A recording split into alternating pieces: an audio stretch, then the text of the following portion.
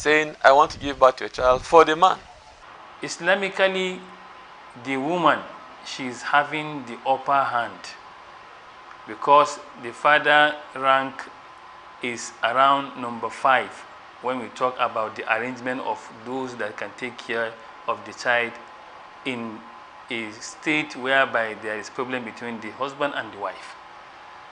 So the first person is the wife, which is the mother, except if that mother is not responsible enough to take care of that child, thinking that the child should be given to her, maybe something bad or negative may happen in the upbringing of this child.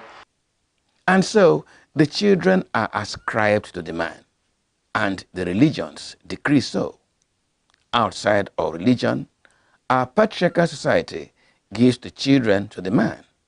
And so there is a Barack Obama, a Winston Churchill, a Vladimir Putin, and a Muhammad Buhari. But in reality, does the man own the child? And in contributing to the makeup of any human being, does the father play so much role as to be ascribed the ownership of the child? A child that is not good is for the mother. So the mother owns a child that is not good, but the father owns a child that is good. But the question people would ask is, who trains a good child and who trains a bad child?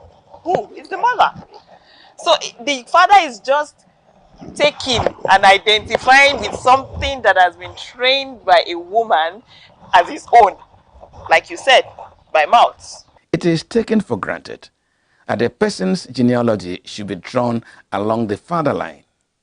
And so A begat B and B begat C, all father lines. There is, however, evidence, both psychologically and medically, that though the physiological makeup of a person is 50-50 between father and mother, the emotional makeup of every individual derives more from the mother than the father. Again, if you go back to psychology, the woman owns more power on the life of the child than the father. If a child is, so let's look at adverse childhood experiences. When the woman is the one who has the problem, the child is more likely to grow up damaged than if it is the man who has the problem. So if a woman has a mental health issue and the man has the mental health issue, the woman would affect the child more. If a woman is being beaten in a household where there is domestic violence, the child grows up with a problem.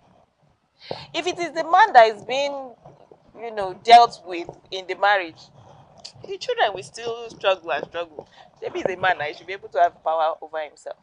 So a woman owns more power, and I think that's why I agree with you that women should be more empowered, because they are the ones who make up the society. No, I disagree. The woman's contribution to making a child is not dominant. There has equal, even the man is the one that determines the sex of a baby. For example, if a woman is pregnant and is going to have a child, a male child, the man contributes the Y chromosome that makes the child a male. So the man determines the sex of a baby. Having said that, on the matter of intelligence, I doubt it.